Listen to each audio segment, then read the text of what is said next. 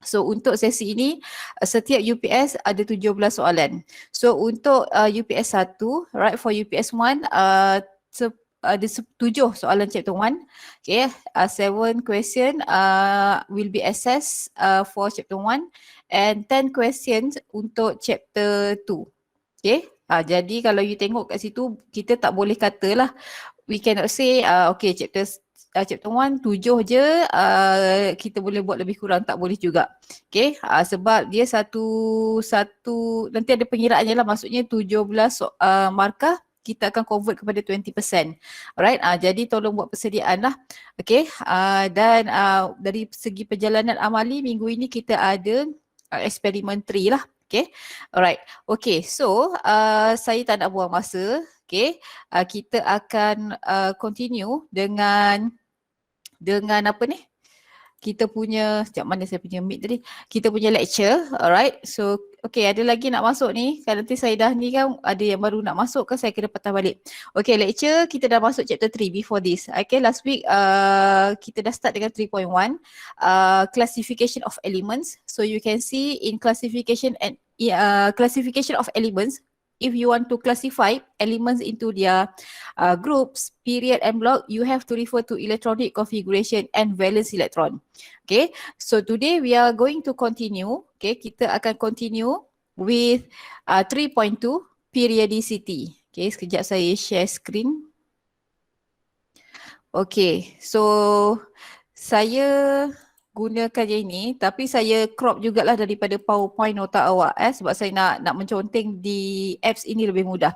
Okay, so you can see here the title is periodicity, subtopic 3.2.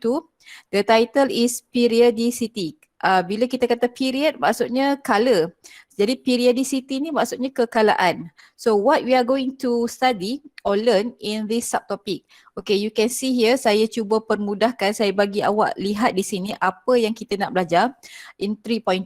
Okay, firstly we are going to discuss or explain about the atomic size or atomic radii across a period and down a group. And then we are going to study the ionic size or ionic radii. Kita akan belajar tentang size of isoelectronic species, size of transition elements for period 4. And then kita akan belajar tentang ionization energy. Kita pernah belajar ionization energy ni in chapter 2. So knowledge from chapter 2 kita akan gunakan di sinilah, right?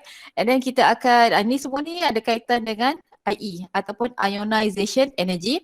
And then we are going to study the trend in electronegativity across a period and down a group. Dan last kali kita akan study acid base of oxide for period 3 elements. Okay, jadi tajuk ini, topik ini memang banyak explanation. Okay, explanation tu dia lebih kurang sama je, cuma kita kena faham, pelajar mesti faham dia punya faktor utama tu. Okay, jadi saya harap boleh bersedia. So kalau tak sempat nak catat apa-apa, boleh refer kepada recorded meet lah nanti Okay, saya besarkan sikit. Alright, okay. So saya tak pergi dalam nota awak tu, kalau ikutkan kita akan belajar tentang dalam nota awak tu, tak silap saya dia tunjuk dulu yang ini. Sekejap saya ni. Okay, dia tunjuk dulu yang nuclear charge and then effective nuclear charge. Saya akan terangkan benda ni masa saya explain setiap satu trend ini. Okay, jadi kena alert lah kalau saya nak go through satu-satu slide tu nanti tak cukup masa. Ini pun saya target tak masuk ionization energy untuk hari ni. Okay, so firstly we are going to discuss the trend in atomic size. Okay, atomic size, okay, size atom ataupun sometimes the term is atomic radii. Okay, bila kita nak kata atomic size, kita akan relate dengan dia punya radii ataupun jejari lah. Tapi kita tak adalah nak mengkaji terlalu detail. Kita nak kaji trend. Okay, so first of all, before we can describe or explain the trend in atomic size, we have to study the factors that affecting atomic size. Apakah faktor-faktor yang mempengaruhi atomic size? So kita nak bercakap sekarang ni, kita nak bercakap across a period and down a group. Tapi sebelum kita nak tahu, okay, what happened to atomic size across a period, what happened to atomic size down a group, kita kena kenal pasti dulu dia punya factors. Okay, so there are two main factors that affect the atomic size. Okay, first of all, kalau you tengok kat sini, we have change in effective nuclear charge. Okay, ada yang nak masuk ke? Saya dengar bunyi. Okay. Change in effective nuclear charge, or the abbreviation is ZEF. Kita sebut ZEF lah. Tapi student mesti gunakan istilah yang betul. Effective nuclear charge. Okay. So, sebelum saya pergi bagaimana effective nuclear charge itu, effective nuclear charge itu mempengaruhi. So you have to understand what is effective nuclear charge. Jadi saya relate juga dengan nota awak. Okay, in this slide. Okay, so kalau you tengok kat sini, what is effective nuclear charge? It is the charge felt. Okay, dia adalah charge felt. Charge yang dirasai. Okay, sorry. Okay, charge felt by the valence electrons as a result of shielding effect. Ada shielding effect lah pula kan. Nak cakap pasal apa ni?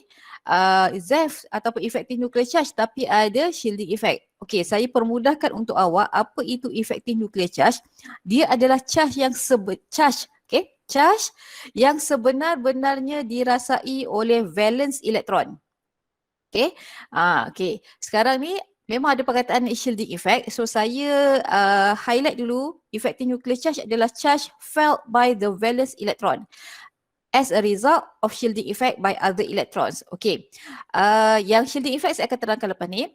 Okay, what is the relationship between effective nuclear charge and nucleus attraction? Okay. Sekarang ni kalau kita nak tengok effective nuclear charge, okay, paling mudah kita tengok proton number. Okay. Bila proton number increase or proton number increases, effective nuclear charge akan increases. Okay, apa maksud kalau effective nuclear charge increases? When the effective nuclear charge increases, the nucleus attraction towards electrons become stronger. Tarikan nukleus terhadap elektron dalam atom itu akan bertambah kuat. Okay, jadinya sekarang untuk membantu awak faham lebih, okay, to understand more what is effective nuclear charge. Okay, so kita lihat kembali kepada slide tadi, iaitu yang ini kan.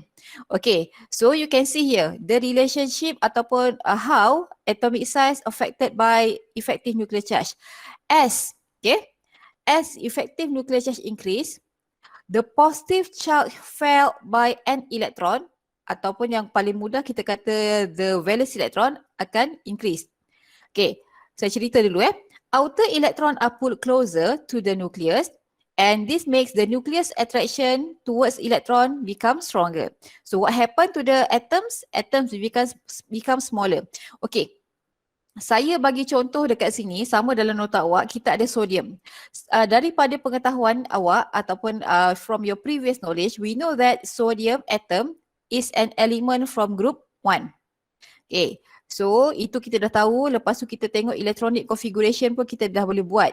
Okay, jadinya sekarang saya nak highlight di sini, okay, yang saya nak highlight adalah, okay, yang ini, yang dikotakkan ini, 1s2, 2s2, 2p6, ini kita panggil dia inner electron. Okay, elektron yang berada pada shell yang dalam ataupun inner shell lah. Okay, contoh ini nucleus N1 ada 2 electrons which is located in 1s orbital, and then followed by pada shell kedua we have berapa elektron? 6 campur 2, 8. Yang mana 8 elektron itu berada pada 2s and 2p orbital. And we have the third shell, okay, n equals to 3. Okay, ada 1 elektron. Jadi 8 elektron daripada 1s2 daripada 1s ni, okay, sampai dekat 2p ni dia berada pada inner shell, iaitu pada n1, n2. Okay, saya nak cerita pasal ZEF ni sekarang. Saya nak cerita pasal effective nuclear charge. Effective nuclear charge yang dirasai oleh outer electron itu adalah positive 1. Okay, macam mana kira? Okay, macam mana nak kira? Sebenarnya awak tak payah nak kira sangat pun. Yang penting macam ni. Bila kita nak kira effective nuclear charge, okay, saya contoh kat sini Effective nuclear charge ni, dia adalah sama dengan proton number. In this case, proton number bagi sodium is 11 minus dengan inner electron. Inner electron kat sini 10. Okay, dalam nota tu dah ditunjukkan 10 sebab dia warna putih, maka saya ni. Okay, minus 10. So you can see here, the outer electron, which is valence electron, merasai sebenar-benarnya nuklear ataupun tarikan nukleus tu ataupun charge tu adalah sebanyak positif 1 sahaja. Kenapa dia tak rasa 10 positif 10?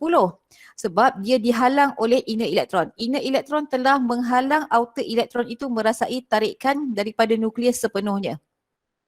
Okey, kalau ada pelajar nak masuk bagi tahu Okey, sekarang kita lihat pula untuk magnesium. Magnesium, as we know, it is located in group 2. Okay, same like sodium, you can see here, magnesium has 10 inner electrons. Okay, magnesium ada 10 inner electron yang berada pada shell pertama, the first shell and second shell.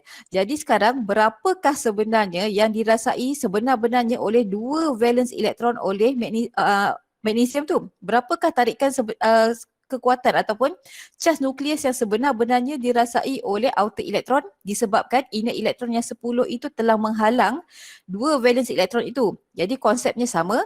Konsepnya sama untuk magnesium. Kalau you tengok kat sini, okay, saya contoh sebelah sini lah ya. 12 sebab proton number dia 12 minus 10. Jadi outer electron magnesium hanya dia merasai positif 2 sahaja charge yang sebenar-benarnya. So dia dihalang oleh 10 elektron itu. Tetapi sekarang bila kita compare, bila kita compare effective nuclear charge antara sodium and magnesium, you tengok proton number dia. Kalau you tengok kat sini, proton number sodium itu 11, proton number magnesium adalah 12. Jadi relationshipnya adalah sekarang kalau proton number bertambah, efektif nuclear charge akan bertambah. Okey, baik. Jadinya sekarang kalau saya bincangkan contoh ini, saya tambah slide. Okey, saya bincangkan contoh ini. Okey, saya tulis kat sini. Antara sodium atom and magnesium. Okey, siapa yang lagi besar? So yang pertama, you tengok. Saya nak tanya, sodium dengan magnesium ini, dia ni berada pada period yang sama ke period yang berbeza? Berbeza. Are you sure dia berada pada period sama kan? Okay, which period? Okay, which period? Cuba tengok electronic configuration dia. Period 3. Okay, good. Period 3. Okay, sekarang ni antara kita boleh kata kat sini they are in period 3. Bukan boleh kata, memang pun kan. Okay, sekarang isunya kita nak compare the size between sodium and magnesium, which one is larger or smaller. So, kalau across a period, sebab sekarang ni, sebab tu saya tanya, dia ni across a period ke down a group ke apa, kita kena identify yang tu dulu. If the elements are, they are in the same period ataupun dia punya trend tu adalah across a period, we have to identify the factors that affect the atomic size. Jadi tadi saya dah mention kat sini, kalau you tengok saya dah mention, kalau dia across a period, faktor yang mempengaruhi adalah effective nuclear charge. Change in effective nuclear charge. Jadi sekarang isunya macam mana, how the effective nuclear charge affect the size. So first of all, kalau saya punya trend, saya akan ajar pelajar lah. Cara saya akan ajar pelajar compare. Okay, now kita tengok proton number. Okay, proton number. Okay, proton number sodium tadi berapa? Saya contoh kat sini. 11, right? Magnesium 12. Okay, so kita compare. Proton number of sodium, you nak buat ayat ke tak kisah. Kalau saya suka buat comparison. Proton number of sodium is less or smaller than magnesium. Okay, apa kaitan? Apa berlaku kalau proton number bertambah atau berkurang? Efektif. Efektif. Okay. Sekejap. Effective nuclear charge, jangan tulis ZEF sahaja, kena tulis penuh. Effective nuclear charge of sodium is less than magnesium. Sebab dia punya relationship, kalau proton number bertambah, effective nuclear charge akan bertambah. Itu kena ingat. Okay, so what kalau effective nuclear charge bertambah? Maksudnya saya nak highlight kat sini, bila kita bercakap pasal atomic size, effective nuclear charge ni wajib ada explanation ini. Okay, so we can say that nucleus, okay, attraction, okay, towards outer electron, okay, outer electron of sodium. Makin kuat ke makin lemah? Kalau efektif proton number bertambah, efektif nuclear charge bertambah. Sekarang ni saya cakap efektif proton number sodium smaller, effective nuclear charge of sodium is less compared to magnesium. So, in terms of nuclear attraction towards electron of sodium is weaker or stronger class? Weaker lah kan? Weaker compared to magnesium. Barulah kita boleh compare. Thus, the size of sodium is, kalau tarikan tu makin lemah, maksudnya outer electron tu ditarik oleh nukleus tu dengan kekuatan yang maksudnya dia lemah lah, tarikan tu lemah saja berbanding magnesium, mestilah size of sodium is larger compared to magnesium. Maksudnya outer electron sodium tu dia merasai tarikan nukleus yang lemah berbanding magnesium. Jadi bila tarikan tu makin kuat, kalau tarikan makin kuat, electron cloud dia akan makin shrink. Tapi sekarang ni kita bercakap pasal sodium ataupun you nak buat terbalik pun tak ada masalah. So kalau saya start dengan sodium, saya akan tulislah kat bawah ni, size of sodium is more larger than magnesium.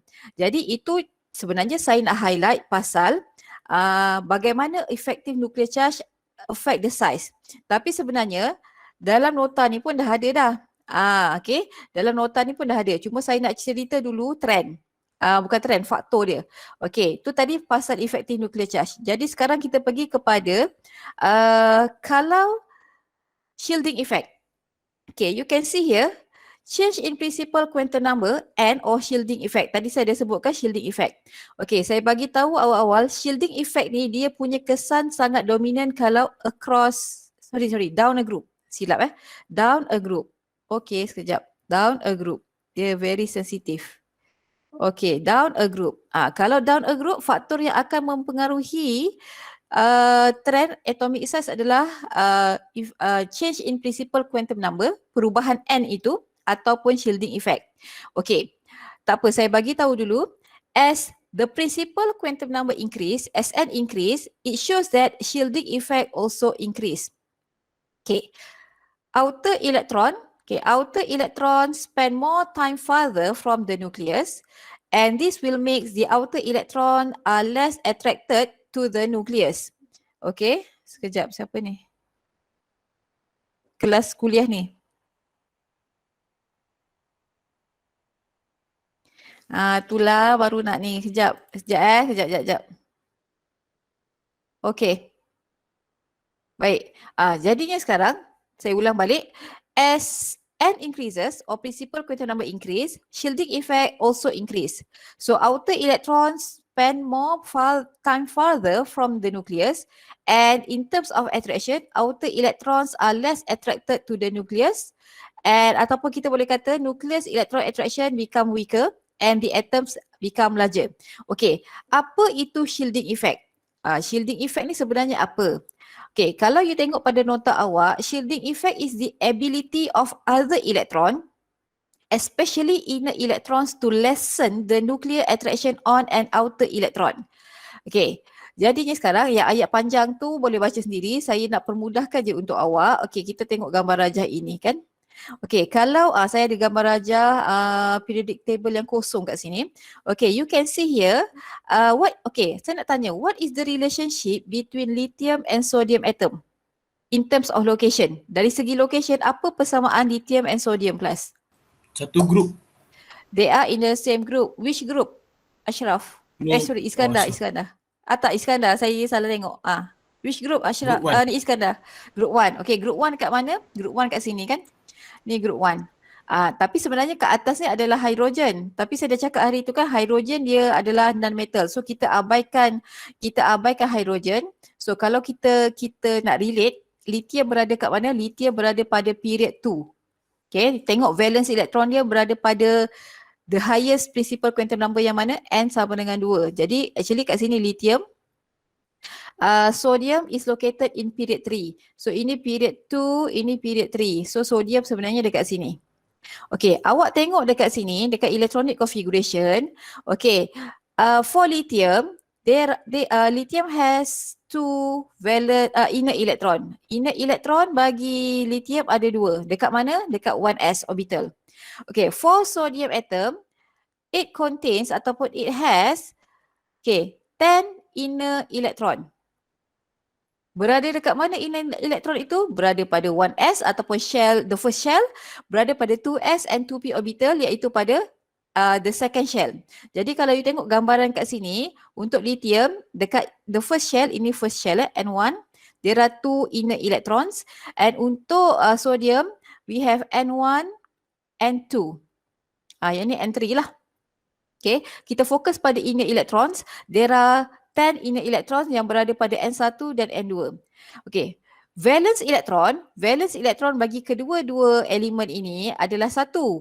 Maksudnya lithium, inilah dia punya valence electron. Untuk sodium, inilah valence electron dia. Sekarang ini, bila kita nak bercakap pasal shielding effect, kita kena lihat. Kalau you tengok statement itu dia sebut ability of other electrons, especially inner electron, to lessen the nuclear attraction on an outer electron. Jadi, kalau inner electron makin bertambah, okay, contoh kat sini. Kalau kita compare lithium dengan sodium, inner electron bagi sodium is more compared to lithium. Jadi apa yang berlaku, inner electron sodium ini memberikan shielding effect, kesan pemerisaian kepada outer electron sodium itu daripada merasai sepenuhnya nucleus attraction.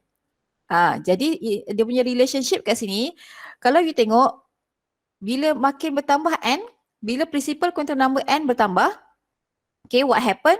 Shielding effect akan bertambah. Contoh kat sini memang sangat jelas lah. N untuk sodium dengan lithium memang sangat jelas berbeza. Maksudnya kalau untuk sodium dia ada 3 N, untuk sodium ada 2 N sajalah yang ada elektron. Jadinya sekarang as N increases, shielding effect akan increases. Itu dia punya relationship. Shielding effect akan increase. So, apa jadi kalau N bertambah, shielding effect bertambah? Outer electron will experience less attraction from the outer electron will experience less attraction from the nucleus. Maksudnya, outer electron akan merasai tarikan nukleus yang kurang. Okay, disebabkan inner electron yang banyak itu telah menghalang dia daripada merasai sepenuhnya tarikan nukleus. Jadi nanti dia ada kaitan dengan saiz. Mana kaitan dengan saiznya? You tengok kat sini, dia ada sebut atoms are larger. Maksudnya kalaulah untuk lithium dengan sodium ini kan, contoh dia kan, disebabkan outer electron sodium merasai tarikan nukleus yang kurang berbanding lithium, maka sodium atom dia punya saiz tu adalah lebih besar, larger compared to lithium. Okey, tak faham tak apa, nanti kita lihat trend dia. Okey, so bila you dah tahu yang itu, ini saja yang kosong saya letak. Okey, sekarang kita pergi kepada trend in atomic size. Okey, trend in atomic size. Okey, saya sokong dengan gambar rajah lah. Okey, so kalau kita lihat kepada figure ini ataupun gambar rajah ini, okey, tak kisahlah across period 2 ke, across period 3 ke. So what happen, you can see atomic size become smaller. Merentasi kala from left to right, atomic size decrease. Okay, why across a period atomic size decrease? Okay, ini adalah statement yang general. Okay, maksudnya kita tak compare lagi, ni statement yang general saja, reasonnya dah ada. So you can see here, bila kita dah belajar tadi pasal effective nuclear charge, okay, why the reason? Across a period the proton number increases. Okay, effective nuclear charge increases. Nucleus attraction towards valence electron become stronger atau increases. Sebenarnya bila itu berlaku, it will make the electrons pull closer to the nucleus. Electrons ini adalah valence. Okay, sekejap. Electrons ini adalah valence electron, pull closer to the nucleus. So what happened to the size? Atomic radii ataupun atomic size decreases ataupun become smaller across a period from left to right. Okay. Yang pertama, kenapa disebut proton number increases? Sebab kita dah belajar dalam subtopik 3.1, elements in the periodic table are arranged in according of increasing proton number. Jadi, maksudnya sekarang susunan elemen ini dalam periodic table memang telah mengikut turutan proton number yang bertambah. Sebagai contoh, saya lihat period 3 sodium, dia punya proton number 11. Magnesium 12, aluminium 13, silicon 14, sampailah argon 18. Nampak? Across the period from left to right, proton number increase. So when proton number increase, effective nuclear charge increase. So dua ini wajib ada dalam penerangan kita. And then we have to explain in terms of nucleus attractions, and finally impact ataupun kesan dia kepada size. Atomic radii will smaller ataupun decreases across the period. Okay, any question untuk atomic size across the period? Ada soalan? Ada nak tanya? Yes? Kiranya semua yang reason tu kena ada lah kalau diorang minta soalan ni. Ya, electrons are pulled closer to the nucleus ni, maksudnya kalau soalan explanation, yang ini tak tulis pun tak apa, electrons are pulled closer to the nucleus, tapi bila kita study, kita nak fahamkan ayat ini sangat membantu. So kalau you tulis semua ni pun tak apa, cuma benda yang saya tikkan ni memang kena ada lah. Sebab kenapa you kata atomic radii tu makin kecil ataupun become smaller across the period? Dia masih ada faktor dia. So tadi kita dah belajar untuk across the period, factors that affect the atomic size adalah effective nuclear charge. Jadi nampak effective nuclear charge kat sini saya dah tandakan mesti ada. Dan mesti ada kaitan. Effective nuclear charge increase, dia mesti ada kaitan dengan nucleus attractions towards the valence electron. Stronger ke become weaker? Jadi kena yang inilah, kena tulis. So 3 point ini sangat penting, perlu ada. Okay, tapi ini baru general sahaja. Maksudnya kita tak pergi, dia tak bagi elemen sebenar suruh you compare. Kalau dia suruh you compare macam tadilah yang saya buat yang ni. Sekejap. Yang ni. Nampak? Ini kan dia dah bagi elemen apa. So apa yang saya tulis ni sebenarnya apa yang saya telah bincangkan tadi. Okay, baik, ada lagi soalan sebelum kita pergi down a group? Any question? Tak ada? Okay, so kalau tak ada, kita lihat pula trends in atomic size or atomic radii down a group. So contohlah kita pergi kepada group 1, from lithium to rubidium. Okay, so what you can see here in terms of atomic size, increase or decrease? Increase, makin besar kan, menuruni kumpulan satu, atomic size makin besar. Okay, you tengok group 2 pula, sama je. Down a group, generally dia punya atomic size adalah increase atau become larger. And same goes to group 18, katalah kita nak tengok group 18 pun sama. Makin menuruni kumpulan, atomic size increases. Okay, so kenapa dia increase? Jadi bila kita dah belajar tadi factors that affect the atomic size down a group, kalau down a group mesti ada kaitan dengan shielding effect. So you can see here the atomic radius of element increases from top to bottom, ataupun kita boleh kata down the group atomic radius, atomic size increases because going down a group the number of shell or number of shell n ini kita tulis macam ni ya. Jangan tulis n increase. Tulis dulu number of shell dalam kurungan increase due to the number of electrons increases. Okay, nanti saya terangkan. So what happen when n increases? Shielding effect increases. So dua ini mesti ada. Okay. So the distance between valence electrons and nucleus are farther because nucleus attraction towards valence electrons become weaker. Okay. And finally, the atomic radii or atomic size bigger or increases. Okay, saya tunjukkan dekat sini, saya conteng sikit gambar rajah kat bawah tadi. Okay, kalau you tengok mungkin ada yang tak faham. Okay, saya ambil contoh yang sama, lithium. Okay, lithium proton number 3. So kalau saya buat electronic configuration 1s2 2s1, betul? Kalau sodium proton number is 11, they are in the same group. So 1s2 2s2 2p6 3s1. Jadi kalau you tengok kat sini dia ada mention going down a group the number of shell increases due to the number of electron increases. Betul lah. Kalau lithium dia ada proton dia 3. Jadi elektron dia 3. Di manakah elektron dia? Berada pada 1s, berada pada 2s, berada pada n1, berada pada n2. Okay. Kalau sodium dia ada 11 proton. Maksudnya ada 11 elektron. Di manakah elektron itu berada? Pada 1s orbital, pada 2s, pada 2p, pada 3s. So 1s, 2s, 2p, 3s orbital tu berada dekat shell yang mana? N1, N2, N3. Jadi betul lah dia punya statement kat sini, going down a group, number of shell increases due to the number of electron increase. Bila bilangan elektron makin bertambah, tapi kita bercakap pasal down a group ya, N akan bertambah. So bila N bertambah, apa yang berlaku? Outer elektron ini, saya fokus kepada sodium, okay, dia tak merasai sepenuhnya, dia kurang merasai tarikan nukleus. Disebabkan inner elektron dia ini bertambah. Kat sini inner elektron dia 10. Tapi untuk lithium, valence elektron dia pun mengalami shielding effect tu. Yang shielding effect tu apa? Halangan yang diberikan oleh inner elektron. Berapa banyak inner elektron lithium? Dia ada 2 sahaja inner elektron.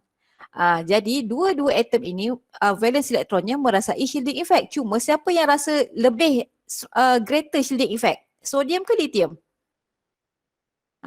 Anybody would like to try? Sodium.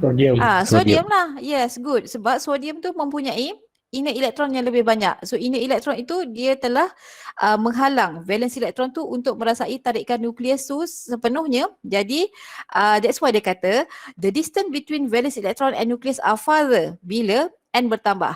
Jadi bila dia tak merasai tarikan nukleus tu sepenuhnya dihalang oleh inner elektron, dia berada lebih jauh lah daripada nukleus berbanding valence elektron lithium. Jadi kat sini key dia adalah down a group, atomic size increase. Itu penting kena tahu. Okay, jadi you boleh buat sendiri dia punya summary macam contoh ni tadilah, sebab itu saya tunjukkan kat sini yang kosong. Okay, apa trend pertama kita belajar? Atomic size across a period dia decrease. Okay, down a group. Okay, down a group, atomic size increase. Sebab kita ada banyak trend. Nanti boleh buat summary lah kan. Okay, so itu atomic size. Baru pergi atomic size. Okay, nanti kalau ada soalan boleh tanya. Okay, next we continue with transition elements.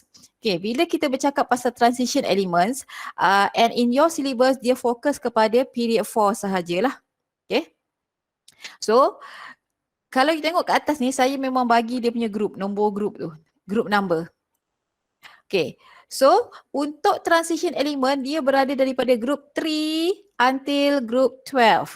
So, kita fokus kepada period 4. So, kita nak tengok kepada scandium sampailah kepada zinc. Itu adalah transition elements. Okay. Kalau you tengok, okay, you tengok gambar rajah itulah. Kita tak nampak sangat ketara dia punya atomic size tu, pengurangan dia. Kita tak nampak sangat dia makin bertambah ke makin berkurang. Nampak agak constant.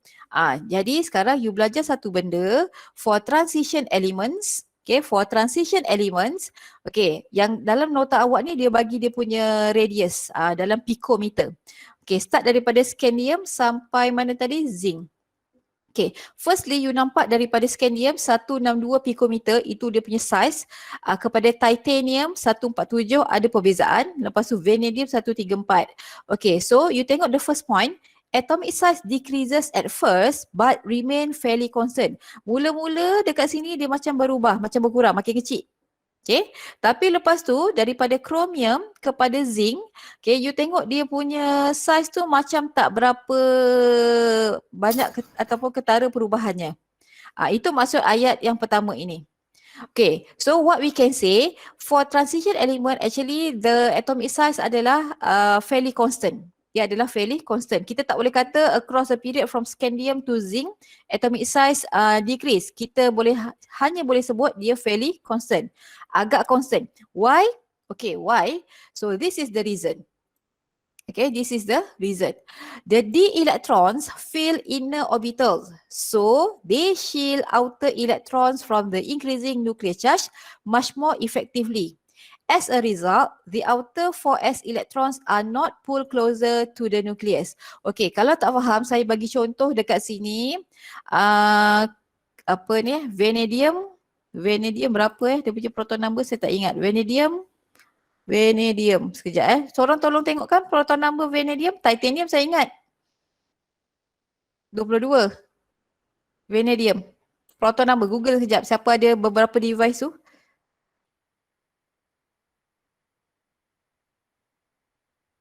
Okay, carikan Okay, this is titanium 1s2, 2s2, 2p6, 3s2, 3p6, 4s2, dah 20, 3d5. Okay, ada tak yang dah jumpa vanadium? 23 madam. Okay, 23. Okay, thank you Iskandar. Okay, so if we write the electronic configuration, okay, 1s2, 2s2, 2p6, 3s2, 3p6, 4s2, 3d3. Okay. Sorry. Titanium ni saya tersalah buat ni. Ni patutnya 3D2 ya. Okay. So you tengok kat sini, they are in the same period. Sebab dia punya valence electron tu, kalau kita tengok pada valence electron dia, dia berada pada highest N4. So that's why these elements are located in period 4. Okay, sekarang ni isunya kita nak cakap kenapa saiz titanium dengan vanadium ni agak constant.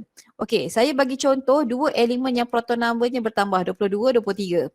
Okey, maksudnya selepas kita isi 4s dengan 2 elektron, kita akan isi lagi 2 elektron pada 3D. Okay, and same goes to vanadium. Kita dah isi 20 sampai 4s, kita akan isi lagi pada 3D sebanyak 3 elektron. Okey, tapi kan kalau kita nak bercakap pasal inner elektron, ni kena ambil perhatian. Biasanya pelajar dia akan keliru kat sini. Okey, tapi untuk inner elektron, okay, bila kita bercakap pasal inner elektron, kita jangan tengok the highest N. Kita tengok elektron yang berada pada N yang sebelah dalam. Maksudnya outer shell dia adalah N4. Jadi inner shell mestilah daripada N1 sampai N3. So you tengok dekat sini, inner elektron dia ada berapa? 2, 4, 10, 10 campur 2, 12, 18, 19, 20. Okay, 20 elektron kan? Okay, baik. Sebab dia kata the d electrons fill inner orbitals. Okay, saya nak cakap pasal d electrons fill inner orbitals. Okay, kalau untuk vanadium, berapa ni? Sini sampai sini 18 elektron. 18 campur 3 berapa kelas? 21 kan? 21 elektron. Jadi, apa maksud ayat ni? The d electrons fill inner orbital. In terms of kita nak isi elektron pada orbital, kita akan apply Aufbau. Bila Aufbau rule kata, kita kena isi 4s dulu sebab dari segi tenaga orbital tu, 4s tu lebih rendah tenaganya berbanding 3D. Okay, sama juga untuk vanadium. Tetapi sebenarnya 3D itu berada dekat mana? 3D orbital, 3D subshell itu berada pada N sama dengan 3. Jadi maksudnya you kena faham lah kalau kita lukis, ini nukleus, ini N1, N2, N3, N4. So dekat N1 ada orbital apa? 1s. Dekat N2 ada orbital apa? 2s dengan 2p. Dekat N3 ada orbital apa? 3s, 3p, 3d. Tapi bila kita nak isi elektron, lepas kita isi 3p, kita isi 4s dulu dari segi tenaga. Okay? Tapi kena ingat, 3d tu adalah inner shell. Dia berada pada inner shell. Jadi, dia punya key dia kat sini, ataupun dia punya point ni adalah d electrons fill inner orbital, disebabkan d electrons itu adalah berada pada inner orbitals. They shield outer electrons from the increasing nuclear charge. Dia ni disebabkan 3D ni dia berada pada inner orbital, iaitu N yang ketiga. Dia telah menghalang valence elektron titanium, vanadium dan elemen-elemen yang lain untuk transition metal daripada merasai increasing nuclear charge sepenuhnya. Okay, bila kita kata nuclear charge pula, ni memang taklah susah sebenarnya, mudah je. Bila kita kata nuclear charge, okay, kita tengok dari satu kan tadi efektif nuclear charge, satu lagi nuclear charge. Nuclear charge ni adalah simbol dia Z. Kalau efektif nuclear charge, ZeV tadi. Okay, kalau proton number bertambah, nuclear charge pun akan bertambah. Nuclear charge ni charge nukleus. So sekarang, kalau ikutkan proton number titanium ni 22, vanadium ni 23. Jadi nuclear charge bagi titanium positif 22, vanadium positif 23. Tetapi sekarang ni disebabkan 3D, tak kisahlah kita ada scandium ke, kita ada vanadium ke, semuanya kita kalau kita buat electronic configuration ni, kita akan isi 4s dulu, lepas tu baru 3D. Okay, tapi 3D kena ingat dia berada pada inner shell, inner orbital. Jadi disebabkan dia berada pada inner orbital, dia telah menghalang outer elektron yang berada pada 4s itu merasai sepenuhnya tarikan nukleus. Jadi dia punya reason very simple, dia tak seberat macam atomic size. Okay, so what we can say as a conclusion? As a conclusion, kita boleh kata the atomic size of transition element for the first row in period 4 tu adalah constant. Any question? Senang cerita constant, reason dah ada, itulah dia. Kita tak belajar lebih detail lah kat sini. Okay, ada soalan? Ada? Kalau tak ada, saya nak teruskan ni. Okay. Tak So, ada. okay, saya teruskan. Now we go to ionic size or ionic radii. Okay, bila kita nak compare, kita nak bercakap pasal ionic size or ionic radii, kita akan bincangkan cations and anions. Size cations and anions and compare with its corresponding atom ataupun parent atom.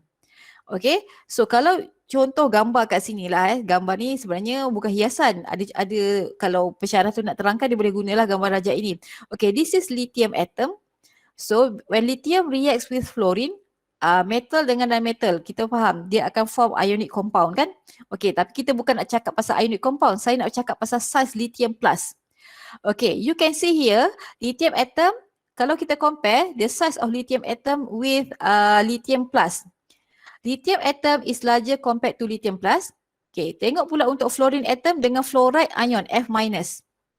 Okay, fluorine atom is smaller compared to fluoride ion. Jadi, point ini, dia kata, cations are smaller. Kalau saya nak sambung ayat compared to its parent atom lah, to its parent atom. Ayat kat atas sudah ada dah, parent atom. And ions are larger compared to its parent atom. Jadi always remember cation is smaller, always smaller compared to its parent atom, and ions always larger compared to its parent atom.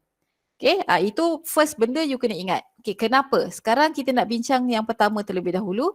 Okay, let's say saya nak bincangkan pasal sodium atom and sodium ion. Okay, so you can see here, this is the electronic configuration for sodium atom. Okay, so we can see sodium atom has one valence electron. Okay, valence electron dia berada pada 3s orbital. Okay, when sodium atom converted to sodium ion, maksudnya kalau sodium atom nak form sodium ion, dia mesti remove satu elektron. Okay, dia mesti remove satu elektron from the outer shell. Jadi dia mesti remove elektron, satu elektron daripada outer shell dia. So you tengok kat sini, untuk sodium atom, outer shell dia berada pada N yang ketiga dan ada orbital 3s sahaja yang ada satu elektron. Jadi bila sodium atom nak form sodium ion, dia mesti remove, dia mesti singkirkan satu elektron daripada 3s orbital. So now the electronic configuration become 1s2, 2s2, 2p6. Okay, 3s orbital itu empty, dia kosong. Jadi kat sini kita tak tulislah 3s yang empty tu kan. Okay, now saya nak bercakap pasal remaining electron. Dekat sini dia ada 11 elektron. So when it form sodium ion, now it contains 10 electron.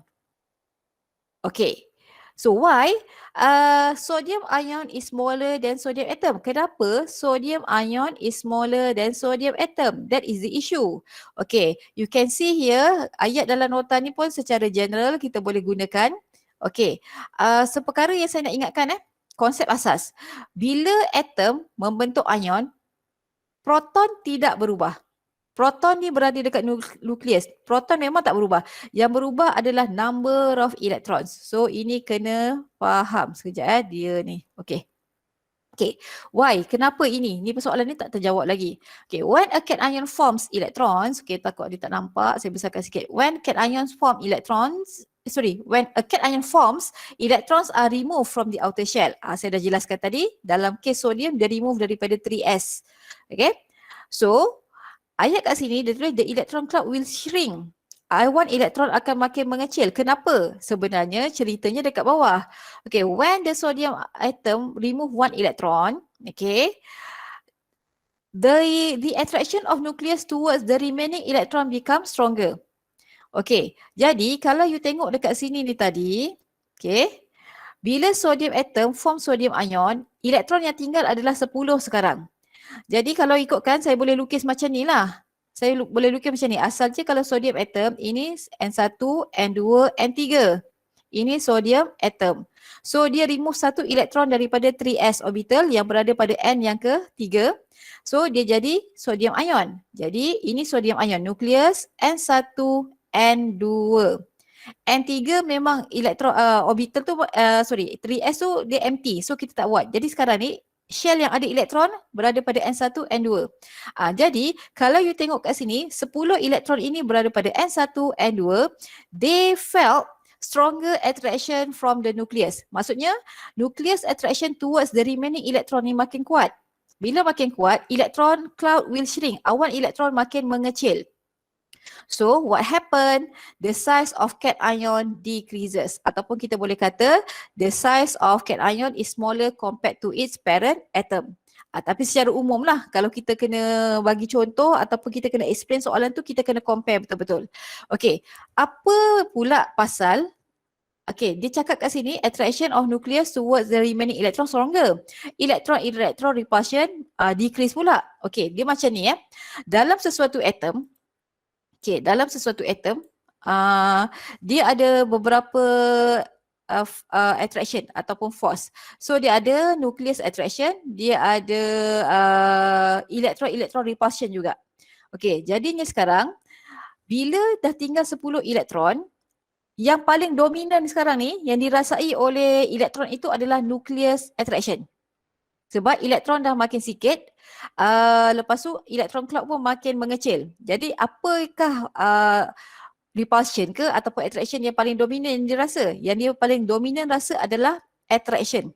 Okay, attraction from the nucleus become stronger. Elektron repulsion berlaku juga, tapi dia makin lemah. Tolakan antara elektron tu makin lemah. Okay, saya tunjuk kat sini. Okay, takut benda ni fakta banyak saya nak kena cakap ni. Gambar raja kat sini. Ni. Okay, kalau you tengok kat sini, nota awak ni. Okay, nampak tak? Dalam sesuatu atom, dia wujudnya apa? Elektron repulsion. Elektron dengan elektron ni saling tolak menolak. Okay, nukleus dengan elektron pula saling tarik menarik. Jadi dalam sesuatu atom dia ada dua benda tu. Tapi sekarang bila kita bercakap pasal what happened to the size selepas kita remove elektron, yang dominan adalah nucleus attraction become stronger, electron repulsion tu become weaker. So bila kita nak explain, kita explain yang sekejap. Tak boleh. Kita explain yang dominan sahaja. Yang mana yang dominan? Okey, kita kena cerita dulu yang ini saya tik warna merah. Saya tik warna merah. Okey, yang mana? Yang how the cations form. Lepas tu nucleus attraction towards the remaining electron ini masih ada, and last sekali adalah the size of cations. Yang dua ini boleh tambahlah sebagai dia punya macam apa? Membantu penerangan tu. Tetapi faktor tu kita kena ada. Faktor ni yang star warna merah. Any question? Ada lagi soalan kelas? Tajuk ni memang macam bukan macam susah. Tak susah pun, tapi dia kena faham. Okay, kalau tak ada saya nak terus. Yes. Kiranya kalau macam reason ni kena ada dia punya keyword dia lah. Ya. Kalau ayat dia lain pun tak apa. Ayat dia tak sama seperti nota tak apa, tapi dia mesti maksud yang sama dan maksudnya maksud yang sama dengan faktor yang menjadi penyebab tu. Okey, dia tak boleh ayat lain tapi maksud berbeza. Pun salah juga. Dia kena yang sama maksud. Dia tak boleh berubah makna lah. Okey. Baik. Sekarang kita pergi kepada size of anions. Okey. Okay, we know that fluorine is an element from group 17. Kita tahu fluorine ni adalah elemen daripada group 17 and it tends to form anions. Group nonmetal, dia kan cenderung untuk accept electron to form an ion. So now when fluorine forms fluoride ion, okay, dia mesti accept satu elektron. Maksudnya fluorine atom mesti accept satu elektron. Okay, so dekat sini you nampak ada 9 elektron untuk fluorine atom. So now bila dia nak form fluoride ion F-, dia mesti terima satu lagi elektron and the electron must be added to the orbital yang masih lagi ada available space. So kalau you lihat kat sini yang ada available space adalah 2p. 2p 2p orbital lah, sama ada 2px ke 2py ke 2pz, sebab p kan muat maksimum 6. Tapi sekarang masih 5, maksudnya ada satu lagi tempat kosong. Jadi one electron is added to 2p orbitals, okay, and now become 1s2, 2s2, 2p6. This is the electronic configuration for fluoride ion F-. The number of electrons increases daripada 9 elektron jadi 10. Okay, kalau you tengok gambar rajah, the size of fluoride ion is larger compared to fluorine atom. Why? So sekarang ni saya nak cakap ataupun kita nak bincang why the size of fluoride ion is larger than fluorine atom. Ini isu dia. Kenapa? So kita lihat dia punya penerangan. Okay, macam tadi juga saya dah explain. When atoms form ions, okay, ni F-, dia punya lari. Proton tidak berubah. Yang penting kita tengok electrons kat sini. Okay, when an ion forms, electrons are added from the outer shell. Bukan from, to the outer shell. Dia ditambahkan ke outer shell. Okay, electron repulsion increases. Electron cloud will expand because attraction of nucleus towards outer electron become weaker and electron repulsion become stronger. Jadi the size of an ion increases. Okay, dia ni terbalik sikit daripada cation. Okay, when an ion form, when atom forms an ion, electrons are added to the outer shell. Ini mesti ada. Okay, jadi sekarang you can see here, tadi saya ada tuliskan fluorine atom dia ada 10 elektron sekarang. Fluorine atom, fluoride ion ada 10 elektron, fluorine atom ada 9 elektron lah. Jadi you nampak tak pertambahan elektron kat sini? Nampak tak kelas? Jadi 10 elektron kan? Bila elektron makin bertambah, electron repulsion become stronger ataupun increases. Itu faktor yang paling dominan untuk anions. Jadi bila tolak menolak antara elektron tu makin kuat dirasai, what happen to the electron cloud? Awan elektron jadi macam mana? Awan elektron akan mengembanglah jadi besar. So yang ni tak payah pun tak apa, tapi itu kesinambungan dia. Okay, ini kesinambungan dia menyebabkan electron cloud expand. Okay, tapi pada masa yang sama, attraction of nucleus towards outer electron pun berlaku juga. So apa jadi pula pada attraction of nucleus towards outer electron? Disebabkan electron repulsion tu lagi dominan, lagi kuat. Jadi attraction of nucleus towards outer electron become weaker. Okay, the size of an ion the size of an ion increases ataupun larger. Jadi kalau untuk an ion, 3 benda ni sebenarnya adalah faktor dominan dia. Okay, ada pelajar dia tulis semua benda, tapi kalau saya highlightkan mana yang saya nak sebab itu adalah faktor dia. Kesannya disebabkan ini. Okay, ada soalan? Any question? Tak tahu tanya. Madam. Ya? Yeah? Kan apa? yes. Repulsion dia increase kan? Tolak menolak makin increase tu maksudnya makin kuat. Okay. Oh, kiranya nanti apa? Kalau tolak menolak kan elektron dia makin bertambah. Tak, sekarang ni dia bukan tolak menolak tu kuat menyebabkan elektron bertambah. Tak. Elektron bertambah menyebabkan elektron repulsion makin kuat. Tengok gambar rajah ni. Asalnya ada 9 elektron kan. Macam mana dia nak form F-? Fluorine atom mesti terima 1 elektron. Bila dia terima 1 elektron dan ditambahkan pada 2p orbitals, okay, apa yang berlaku? Bilangan elektron jadi 10.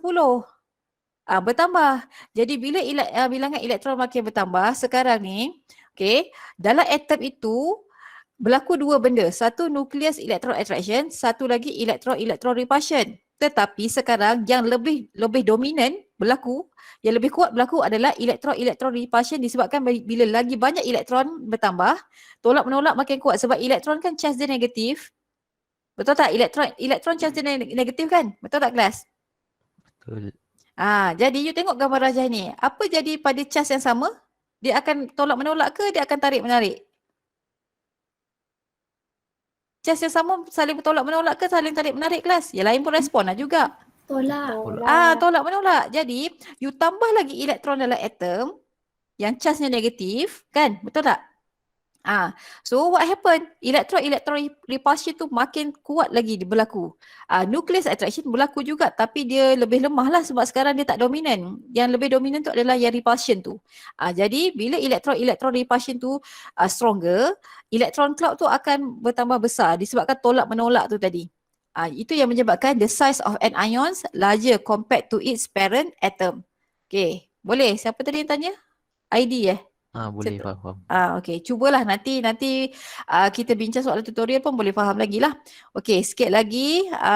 Okey, nampak kat sini dia punya comparison. Ni pun daripada nota awak. Saya masukkan yang penting-penting je lah, gambar yang penting. Okey, so kalau you tengok cation ions yang warna merah dengan kelabu ni. Okey, yang cation ion dia yang warna merah, atom dia yang warna kelabu. Jadi kalau you tengok contoh lah lithium plus compare dengan lithium atom. Lithium atom ni yang warna kelabu. Lithium ion tu size dia smaller compared to lithium atom. Same goes to sodium ion and sodium atom. Dan sama juga potassium ion dengan potassium atom. Bila kita compare, cation ions always smaller compared to its parent atom. Tapi kalau kita tengok trend down a group untuk ion, dia macam trend atomic size. Menuruni kumpulan tu dia punya ionic size makin bertambah. Yang sekarang ni kita belajar pasal kita nak compare ions dengan dia punya parent atom. Same goes to anions. Okay, you tengok dekat sini anion contoh fluoride ion yang warna biru, fluorine atom yang warna kelabu. Jadi you nampak size of fluorine atom is smaller compared to fluoride ion. For chlorine atom, the size of chlorine atom is smaller compared to chloride ion. Same goes to bromine atom juga sampai ke bawah. Cuba bila down a group, ionic size makin masih lagi trendnya sama. Ionic size increase. Cuma across the period kita tak boleh cakap. Sebab across the period kita tak boleh kata ionic size increase. Sebab dia ada faktor lain. Nanti kita akan bincang dalam isoelektronik. Okay. Ini setakat ni kita baru compare ionic size sahaja. Okay. Dah pukul 3. Next sikit lagi kita nak bincang pasal isoelektronik. Saya rasa saya memang akan stop dekat isoelektronik ni. Okay, firstly student mesti boleh define what is isoelektronik. Okay, isoelektronik species are groups of atoms or ions. Sekejap ni ada WhatsApp penting saya kena reply. Kalau tak dia masuk je. Sekejap je. Clear code. Sekejap kelas. Sorry saya tengah ni. Okay. Okay, what is isoelektronik? Isoelektronik, okay, definition dia adalah it could be groups of atom or group of atoms and ions which have the same electronic configuration. Okay, bila kita kata iso ni maksud dia sama. Okay, apa maksud isoelektronik? Dia boleh jadi atom dan ions yang mempunyai electronic configuration yang sama.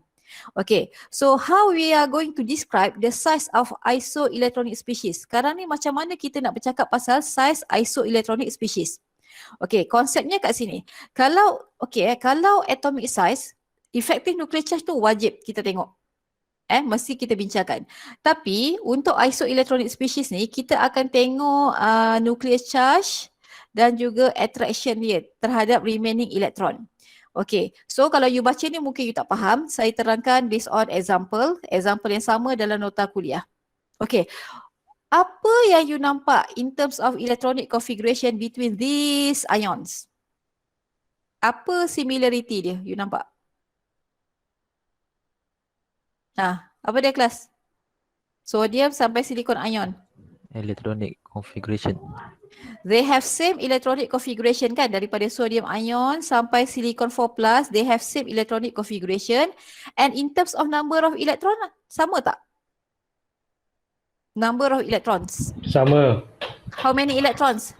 2, 4, 4, 6, 10. Semua mempunyai 10 electrons and they have same electronic configuration. So, apa yang kita boleh katakan hubungan antara sodium ion, magnesium ion, aluminium ion, silicon ion, they are isoelektronik. Isoelektronik ni dia tak boleh, satu tu kita tak boleh kata isoelektronik. Dia mesti group of atoms ataupun group of atoms and ion dan juga ion lah. Baru kita boleh kata dia isoelektronik ke tidak. Okey, jadi macam mana kita nak describe size atom-atom ini? Okey, kita tengok dekat sini. Okay, sama juga cuma saya buat ayat tu lain sikit lah. Saya tambah sikit. Okay, they are isoelectronic because they have same electronic configuration and they have same number of electrons. Okay, jadi macam tadi juga kalau you tengok proton number tidak akan berubah kalau dia jadi ion. Proton number masih sama dengan atom. Okay, tapi they have same number of electrons. Okay, so in terms of size, okay, saya bagi dulu size dia adalah trend dia macam ni. Kalau kita nak kata macam mana kita nak compare size sodium sampai silicon ion ni. Sodium ion is larger compared to magnesium ion, aluminium ion and the smallest goes to silicon ion. Kenapa trendnya adalah seperti ini? What factors that affect the size of isoelectronic species? Okay, untuk isoelectronic species, sebab elektronnya sama, remaining elektronnya sama. Ini adalah remaining elektron semua 10, 10, 10. Jadi, bila kita nak bercakap pasal faktor yang mempengaruhi untuk isoelectronic species, ada dua cara. Yang pertama, lebih baiklah kita gunakan nuclear charge. Sebab nuclear charge ni adalah charge nukleus. Contohnya kat sini. Kalau sodium tu sodium plus, okay, proton number kan saya kata tak berubah, proton number adalah 11. Elektron yang berubah kan. Jadi sekarang bila proton numbernya 11, maksudnya nuclear charge bagi sodium juga adalah positif 11. Nuclear charge nuclear charge adalah positif 11. Dia berbeza dengan effective nuclear charge. Effective nuclear charge tadi dia dihalang oleh inner elektron. Itu jadi positif 1, positif 2 dan seterusnya. Cuma paling mudah kita boleh kata, kita boleh explain beberapa cara. Yang pertama sekali you boleh cakap nuclear charge of sodium ion is less compared to magnesium ion, compared to aluminium ion and silicon ion. Kenapa? You tengok dekat sini. Proton number bertambah, maksudnya nuclear charge akan bertambah. Proton number bertambah, maksudnya nuclear charge akan bertambah. Okay. Atau nampak kat sini, kita juga boleh gunakan effective nuclear charge. Tapi mesti kita gunakan spesies dia. Kita tak boleh kata effective nuclear charge bagi sodium atom. Sekarang kita bercakap pasal spesies ini. Jadi kita kena compare dia punya proton number and effective nuclear charge. Kalau you tengok data kat sini, proton number makin bertambah daripada sodium plus sampai silicon ion. So, begitu juga dengan effective nuclear charge pun boleh juga. So maksudnya poin pertama ni kita boleh guna yang atas ataupun yang kedua tu lah. Okay. Jadi what happen when nuclear charge increases from sodium ion to silicon? Nucleus attraction towards remaining electron in sodium ion is weaker compared to magnesium, compared to aluminium, compared to silicon. Konsep yang paling mudah, bila proton number bertambah, nuclear charge akan bertambah. Nucleus attraction pun akan makin kuat. Bila makin kuat, okay, maksudnya nanti remaining elektron akan merasai tarikan nukleus yang sangat kuat, menyebabkan elektron cloud akan shrink, mengecil, mengecut. Size makin kecil. Jadi kat sini, kalau you tengok kat sini, nukleus proton number bagi sodium ion kan 11, ini 12, ini 13, ini 14. Jadi kalau proton numbernya 11, 12, 13, 14, berapakah dia punya nuclear charge? Positif 11, positif 12, positif 13, positif 14. Bila nuclear charge bertambah, tarikan nucleus attraction towards remaining electron makin sekejap betul ke saya punya ni? Ni betul ke saya punya ni? Nucleus attraction towards remaining electron become weaker kan? Become weaker, betul tak kelas? Betul? Hello. Betul tak? Saya bukannya tak yakin, saya bertanya juga ni, kod-kod lah saya tersalah tulis. Betul tak kelas? Proton number bertambah ataupun effective nuclear charge bertambah atau nuclear charge bertambah, nucleus attraction makin Betul, kuat kan? madam. Betul. Betul kan siapa tu? Jadi sekarang Walid. Jadi sekarang bila kita compare nucleus attraction toward remaining electron in sodium ion, disebabkan dia ni proton number dia ni paling nuclear charge dia paling kecil. Sebab proton number dia paling kecil kan? Betul lah, dia merasai remaining electron itu merasai tarikan yang paling lemah. Ya, betul. Jadi semua faktor ini mesti ada dalam explanation kita. Dalam nota awak tu saya rasa dia bagi general. So saya dah bagi yang spesifik juga ni. Okay? Baik, last sebelum kita sambung tutorial sebab kena berhenti dekat sini. Kalau tak nanti awak pengsan nak masuk sampai ionic size. Okay, satu lagi adalah yang this one. Okay. This one adalah isoelectronic species among anions. Okay, among anions. Alright, so you can see here, proton number increases from phosphide ion to chloride ion. Daripada phosphide ion ke chloride ion, proton number dia bertambah and they are isoelectronic because they have same electronic configuration dan kalau kita kira elektron dia pun semuanya ada 18 elektron. Okay, nampak? Okay, jadi saya bagi tahu dulu the size of chloride ion is larger compared to sulfide ion. Apa salah dia ni? Compared to phosphide ion. Kenapa? Sama juga kita akan tengok nuclear charge.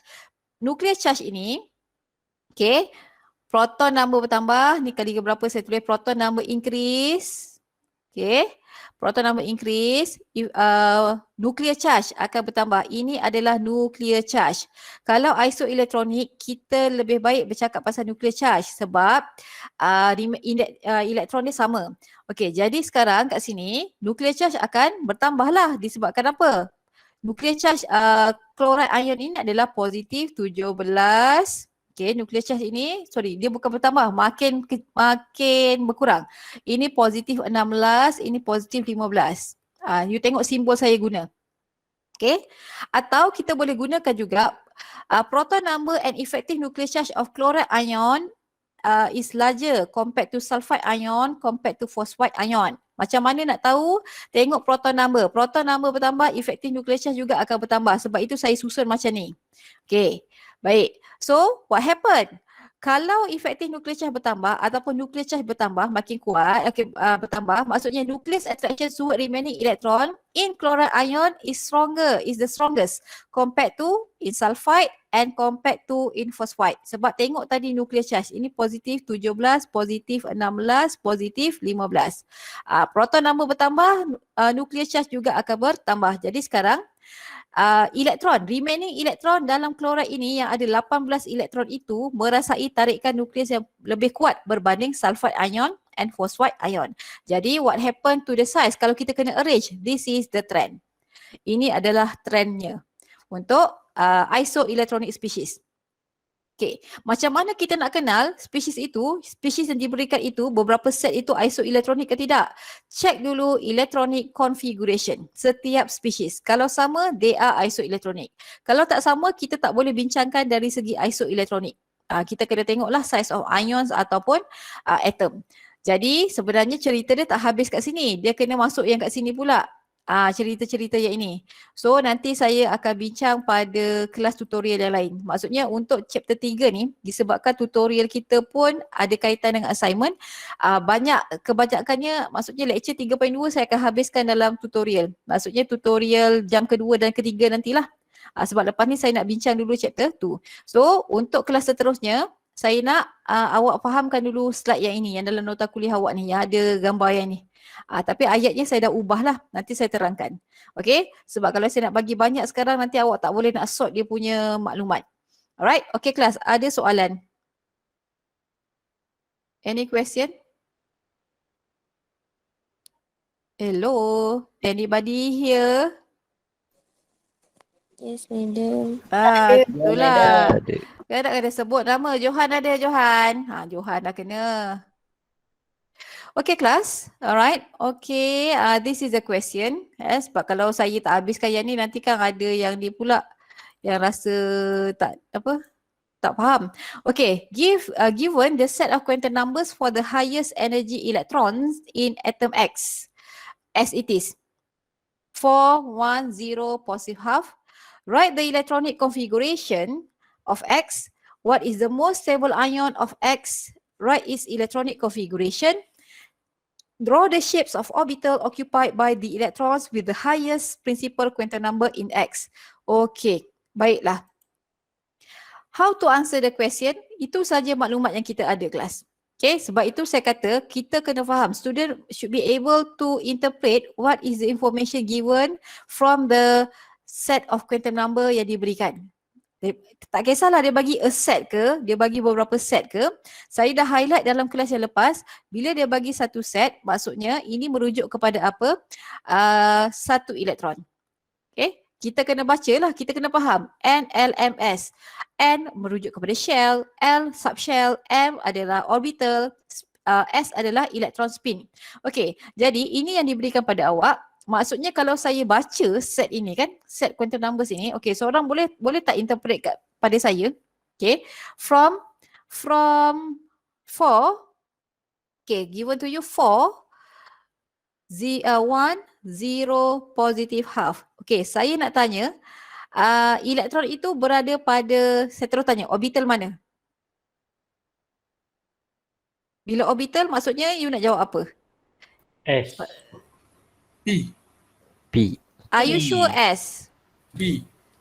Kalau P kita kata P tu adalah subshell kan? Maksudnya kalau okay, subshell P lah, P. Orbital mana? Macam mana 4P. kita nak N.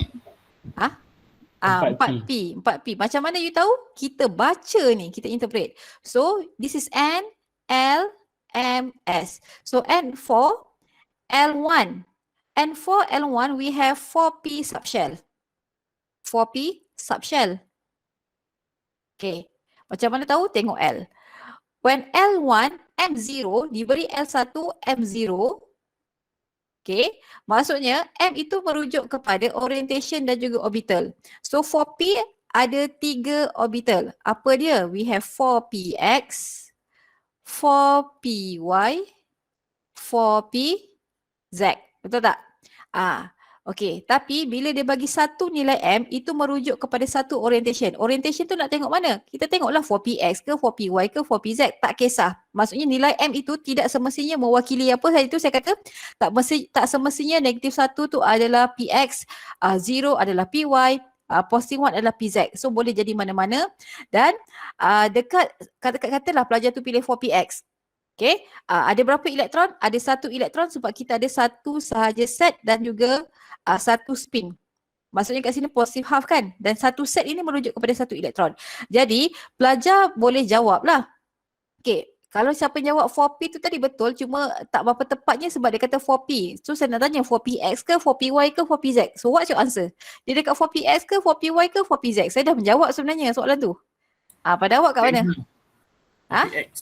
Tak kisah. Tak kisah, dia boleh jadi 4px, 4py ataupun 4pz. Jadi kenapa saya tanya benda ni dulu? Because you are going to write the electronic configuration of X. Sebab dalam ayat tu dia kata given the set of quantum numbers for the highest energy electron in atom X. Maksudnya elektron yang mempunyai tenaga yang paling tinggi berada pada N yang keempat, L1, M0. Jadi untuk jawapan A, for answer question A okay, the answer should be apa? A, 1s2, 2s2, 2p6, 3s2, 3p6, 4s2. Betul? Betul Les? Lepas 4s apa? 3d10. Lepas tu? Ada nak sambung? 4P1. 4P1. Yes, good. So this is the answer. Tak ada jawapan lain. Kenapa 4P1 aja cikgu? Sebab dia dah bagi tahu dalam soalan given the set for the highest energy electron in atom X. Elektron yang bertenaga paling tinggi berada pada N keempat L1. Sebab maksudnya N yang paling besar sekarang dalam dia punya electronic configuration ni, you tengok N yang keempat tu, the highest N. Tapi the highest N, kalau N 4, kita akan ada 4S, 4P, 4D, 4F. Cuma dia dah bagi tahu L dia dan M. Jadi jawapannya ini, tak ada jawapan lain. Ada masalah untuk soalan ini? Any question? No, madam. Okay, no sekejap. Saya pergi ke mana tadi? Okay, baik. Kalau tak ada, kita pergi kepada second question. What is the most stable ion of X? Write its electronic configuration. Dia minta ion pula. Okay, sebelum kita jawab soalan itu, okay, saya nak tanya. Based on your knowledge in chapter 3, 3.1. Dengan merujuk kepada electronic configuration ini, saya nak tanyalah X ini, element from which group? Maksudnya kena carilah valence elektron dia. Okay, saya nak tanya. Ada berapa number of valence elektron? Kalau tak boleh jawab soalan tu. Ada berapa? Kalau you dah jawab berapa, dekat mana valence elektron tu? Sebab kita nak classify, bila kita tahu group, kita boleh buat dia punya electronic configuration of ions.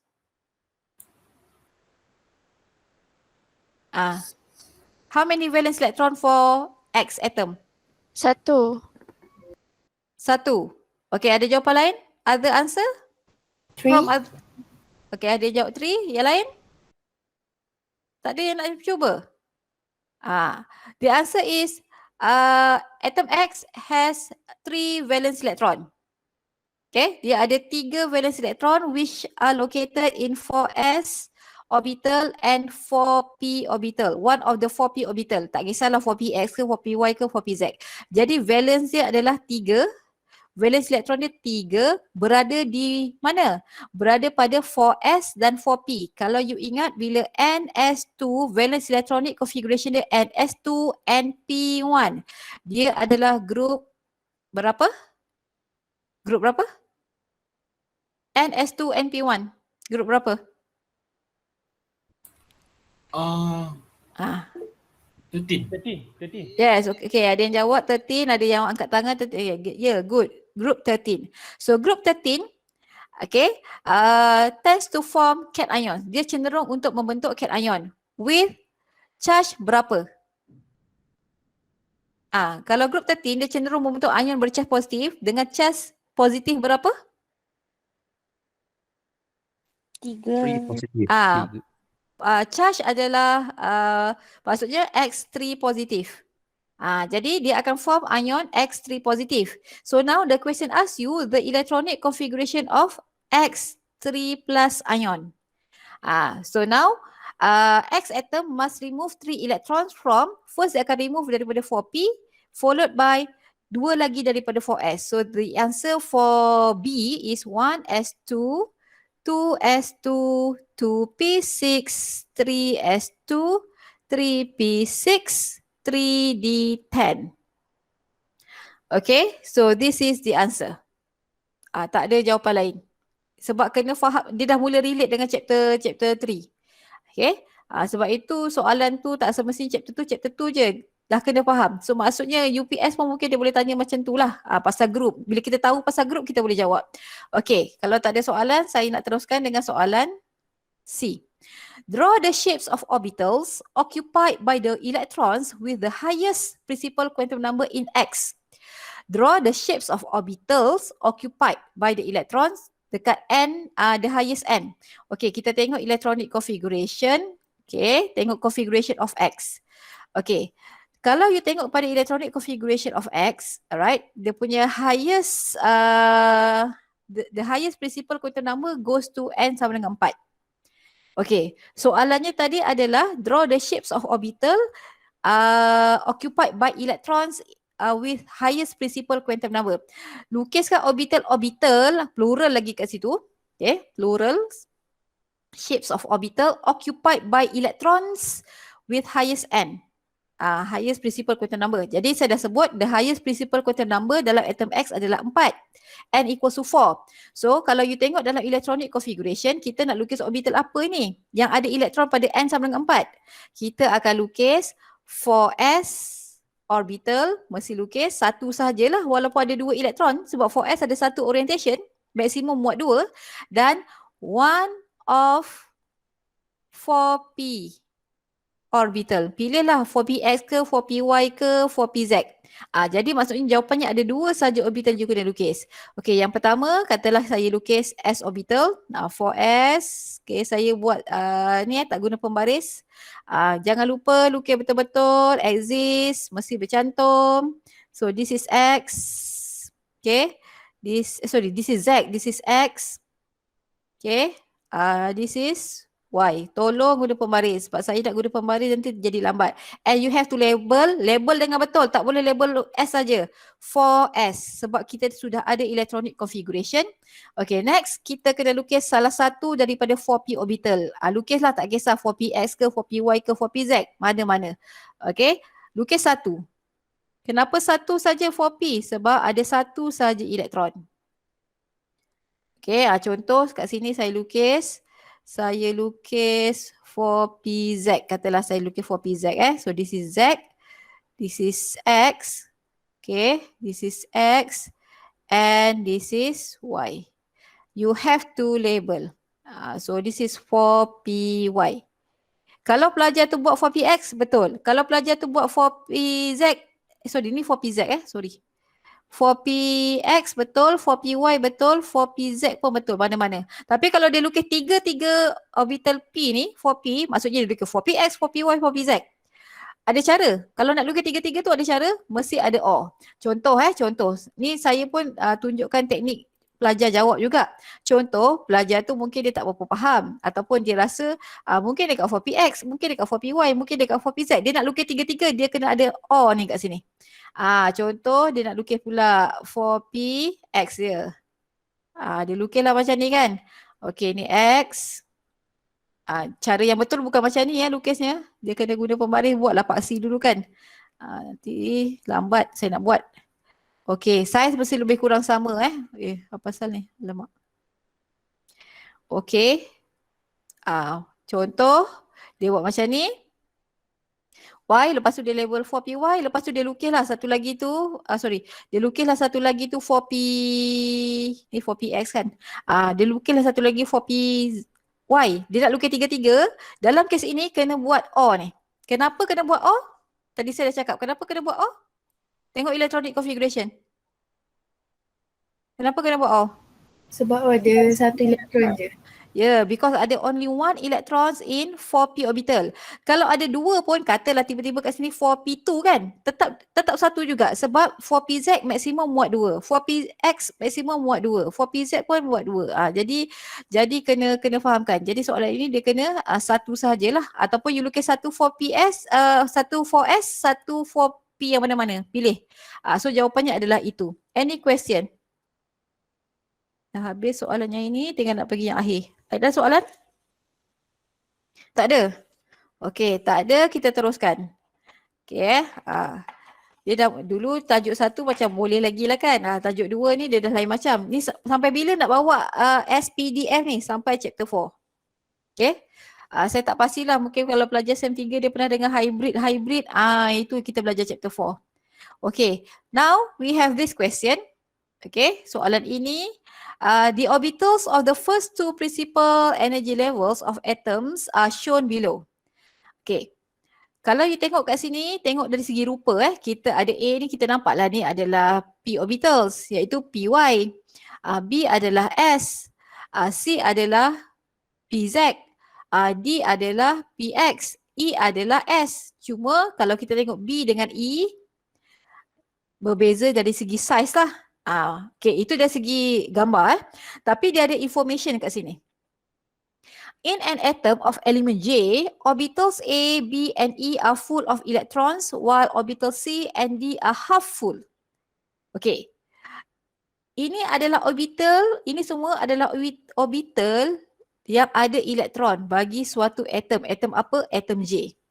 Okay, dia bagi clue kat situ. Dia kata orbitals A ini adalah full with electron, penuh, terisi penuh. Berapa banyak? Maksudnya ada 2 kat sini. Sebab ini kalau you tengok kat sini adalah PY. Okey. A full dengan elektron, B juga full dengan elektron, maksudnya ada 2. Okey. E juga ada 2. While orbital C and D are half full. Okey, half full. Half full maksudnya separuh penuh. Half full, separuh penuh.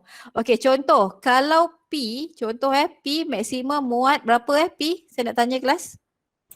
6. P maksimum muat 6. So half from 6 elektron adalah 3. Jadi kalau kita kata dia half full, maksudnya dia hanya boleh isi, sekejap dia hanya boleh isi 3 elektron sahajalah kalau dia P. Kalau dia D, kalau dia half full, maksudnya dia boleh isi 5. Kalau dia half full. Kalau completely fill maksudnya penuh. Okey, ada pelajar tanya saya, cikgu apa beza half full dengan partially fill? Partially fill maksudnya sebahagian penuh. Okay, berapa tu? Kalau maksimum muat 6, dia mungkin isi 1, mungkin isi 2, mungkin isi 4, mungkin isi 5. Kalau dia maksimum muat 10, dia mungkin boleh isi 1, 2, 3, 4, 6, 7, 8, 9. Itu kita panggil dia partially fill.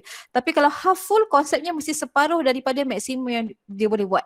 Jadi berbalik kepada kes ini, kalau kita tengok C and D, dia kata half full. Okay, so saya tulis dulu kat sini half full lah. Half.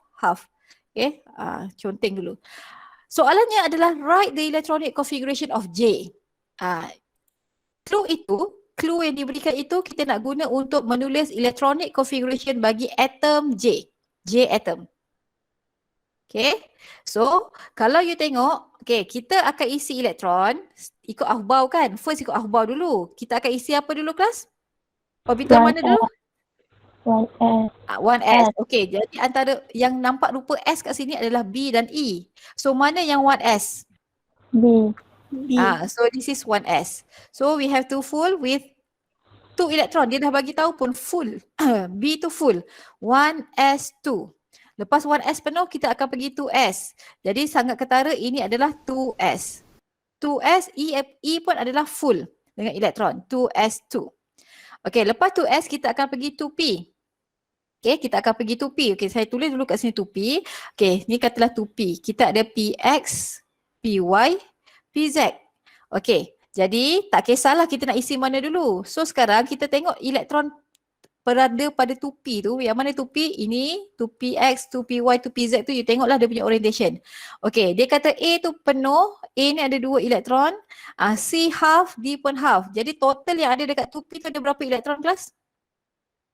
Sini 2, sini 1, 1. Yes, 4. So 2p, 4. Alright, so the answer for electronic configuration for J atom adalah as it is yang saya nyatakan kat situ. 1s2, 2s2, 2p4. Ini jawapannya. Okay, alright, next kita pergi kepada state the charge of J ion, briefly explain your answer. Ini pun dah boleh gunakan knowledge chapter 3. Okay, saya nak tanya based on electronic configuration itu, J ni, J is an element from which group? Daripada grup mana? Cari valence dulu. Grup berapa? Valence berapa? Grup berapa? How many valence? 16. Okay, group 16. Why? Because it's group 16? Electrovalence 6. Because J has 6 valence electron which are located in 2s and 2p 2p. orbital. So dia ada 6 valence electron. Saya conteng saja. So it is come from group 16. Group 16 ni metal ke non-metal? Metal ke non-metal? So kalau dia non-metal tends to form an ions or cation? An ion. An ion. Okay. Takut ada yang keliru. Saya nak tanya an ion tu ion positif ke ion negatif? Negatif. Negatif. Ion, yes, ion negatif. Jadi, kalau dia nak bentuk an ion, J atom dia akan accept 2 electrons. Betul tak? Betul? Betul. J atom, okay. So kalau saya tak nak jawab dulu, state the charge. Saya jawab dulu. J atom accepts, okay, accepts 2 electrons. Okay. The electrons are added to 2p orbitals, okay, to achieve stability of noble gas. Okay, jadi okay, kenapa saya kata state the electronic to achieve the stability of noble gas configuration, tertinggal pula perkataan configuration. Okay, saya nak seorang tolong sebutkan electronic configuration bagi J ion. Selepas dia jadi ion, dia punya electronic configuration tu apa? 1s, 2, 1s2, okay, 2s2, 2p6. yes, 2p6. Berapa elektron ni sekarang? 10. Okay, nampak tak perkataan noble gas configuration? Okay, tengok dekat group 18, noble gas yang ada 10 proton, siapa? Siapa yang ada lah ataupun tahu ataupun ada knowledge. Noble gas yang proton numbernya 10, siapa?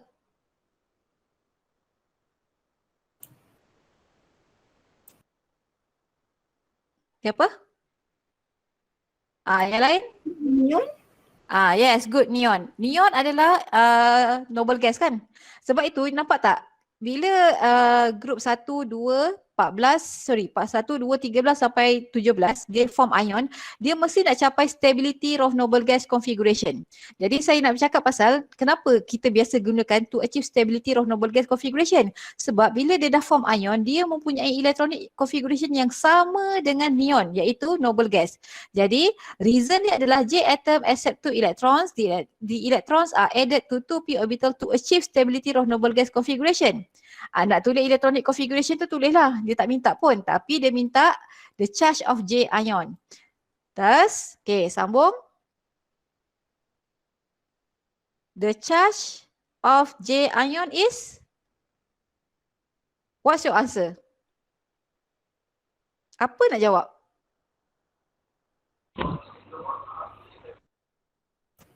Negative 2. Two negative. Kalau Two charge negative. 2 negative. Kalau charge mesti 2 negative. Kalau negative 2 adalah oxidation number. Okay. Cikgu, kalau saya jawab the charge of J ion is J2 minus. Salah. Sebab dia bukan minta formula ion, dia minta charge. Ini namanya formula ion. Maksudnya kalau saya nak tambah J atom accept 2 electrons, the electrons are added to 2p orbital to achieve stability of noble gas configuration. So this electronic configuration belongs to siapa? This one actually belongs to J2 minus. Tapi soalan tanya charge, jadi jawapannya mesti yang ini. Okay, alright. Ini biasa antara perkara yang calon. Saya suka guna perkataan calon tu. Sebab you kan calon exam, selalu salah jawab. Okay, state the quantum number NLM for orbital D. Okay, kita tengok gambar rajah D. Okay, kalau kita interpret kat sini, D ni orbital apa? D ni. 2p, P apa? PX. Yes, good. 2px. Soalan minta NLM for orbital D, which is 2px. Okay, jadi je sekarang kita kena selesaikanlah yang itu. Okay, so D ni tadi adalah 2px. Jadi N apa? 2. 2. L? Siapa nak sebut? L One. berapa? 1. M? Okay, M nak jawab apa? 0. Okay. Bagi satu nilai sebab dia satu orientation saja. So boleh jawab 0. Jadi kalau pelajar tu jawab macam ni, N2, L1, M0 betul. Atau pelajar tu jawab macam ni pula, N2, L1, dia nak tulis semua nilai M. Boleh nak tulis semua, tapi sebab ini satu orientation, you kena tulis -1 or 0 or +1. Kenapa or? Sebab sekarang ni one orientation only. Diberikan sebab orientation sebab dia dah sebut dalam gambar rajah tu kita dah nampak tu adalah 2px. Both loops lie along x-axis. Jadi kita kena bagi satu nilai m sahaja. Jadi kalau saya prefer yang atas ni lah jawapannya ini. Yang bawah ni boleh tapi kena berhati-hati. Kalau pelajar tu buat m -1, 0, +1, jawapannya salah. Sebab dia merujuk, dia bagi tahu ada 3 orientation sedangkan ada satu saja orientation di sini. Any question? Okay, ada soalan? Tak. Kalau tak ada, saya nak terus kepada periodic table. Awak buat ke tak buat ke, tolonglah beri perhatian.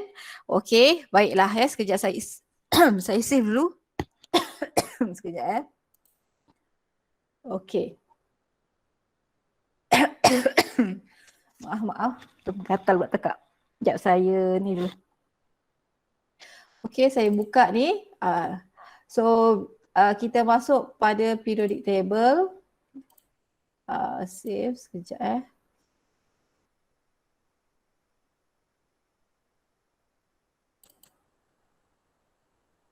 Tutorial.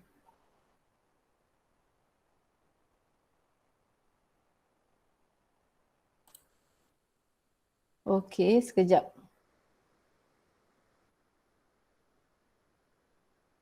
Keluarkan dulu tutorial.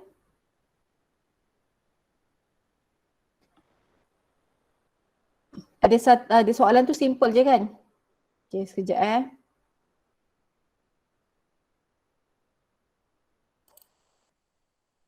Hmm.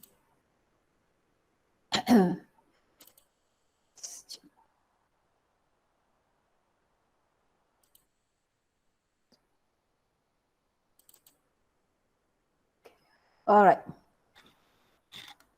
Okay kelas. So kalau tak buat, kita buat sama-sama lah saya malaslah nak bising-bising sebab situasinya nak bising dalam Meet ni tak sama macam kita bising dalam kelas sebenar. Nak membebel dalam kelas sebenar tu tak boleh sangat dalam Meet ni. Dia kurang feel. Okay, so siapa yang masih tak mahir, saya harap boleh tengoklah. Kita ada sikit lagi masa. Saya harap kita boleh settlekan yang ini. Okay, given to you element and elements, sub-element, we have X sampai V. Okay, and its electronic configuration. Okay, so the student you were asked to identify ataupun to state the number of valence, to write the valence electronic configuration. Okay, state the period, group and block. Okay, jadinya saya besarkan sikit. Okay, kita lihat yang pertama. Okay, the first one. Okay, given to you full electronic configuration. Jadi sekarang bila kita nak jawab soalan ini kita kena pandailah baca electronic configuration tu. Dekat sini awak dah kena, okay katalah you tak boleh nak jawab valence electronic configuration tu dulu. Okay, kita tengok pada group. Okay, macam mana nak tentukan group? Kita kena tengok valence electron juga. Jadi kena ada knowledge yang kalau saya kata apa, group 1. Okay, group 1 Group 1 dia punya valence electronic configuration is NS1. Group 2 NS2. Okay, kalau kita pergi pada group 13, group 13 apa dia punya valence electronic configuration class? NS2P1. NP1. Dan seterusnya lah sampai group 18. Jadi yang ini semua ni memang you kena ada knowledge dulu. Sebab tu saya dah ajar dalam kuliah minggu lepas. Ini adalah valence electronic configuration. Okay, saya buat short form. Jadi for the first element which is W, tak silap saya. Okay, what is the valence electronic configuration? You tengok kat sini. Okay, kat sini saya tak tulis lah. Maksudnya kalau you tengok kat sini, kalau NS2, okay sekejap. NS2, NP3. Ini group berapa kelas? 15. 15. Yes, good. Group 15. So, jadi kita nampak kat sini, this is the valence electron. Jadi the valence electronic configuration supposed to be 2s2. Kita tak boleh tulis yang general. Kita kena tulis based on apa dia bagi kat sini. 2s2, 2p3. So, since it has 5 valence electron which are located in an 2s orbital and 2p orbital, maka jawapannya dia berada dalam group 15. Tak ada jawapan lain. Siapa jawab group 5 salah. Period, what period class? 2. Period tu you tengok kepada valence electron and its highest n. Jadi valence electron itu dia punya highest n adalah 2. N block? P. P block. Cara tulis P block, P huruf kecil. Pastikan boleh dibezakan. Okay, next continue with this element. Okay, so somebody can you give me the answer for valence electronic configuration? 3s2 and 3p4. Okay, good. 3s2, 3p4. Okay, how many valence electron here? 6. 6, which are located in 3s and 3p orbitals. So, as a conclusion, this element is located in which group? 16. 16, which period? 3. 3 and which block? P. P block. Okay, yang lain saya harap boleh juga. Okay, continue with the next element. Okay, this is the valence electronic, this is the electronic configuration, and I want to hear from other students the valence electronic configuration for the third element. 4s2 3d3. 4s2 3d3. Yes, correct. Sebab kalau kita tengok ni, dia menyerupai, dia memenuhi ns2 n minus 1 d3. which is a D block element. Saya dah jawab. Okay, how many valence electron? Saya tanya valence electron. Ada berapa valence electron? 5. 5 valence electron. So this element is located in which group? Group 5. Yes, group 5, not group 15, group 5. And in period? 4. 4. Okay, good. Right, next element. Okay, somebody, other student tolong berikan valence electronic configuration for the fourth element.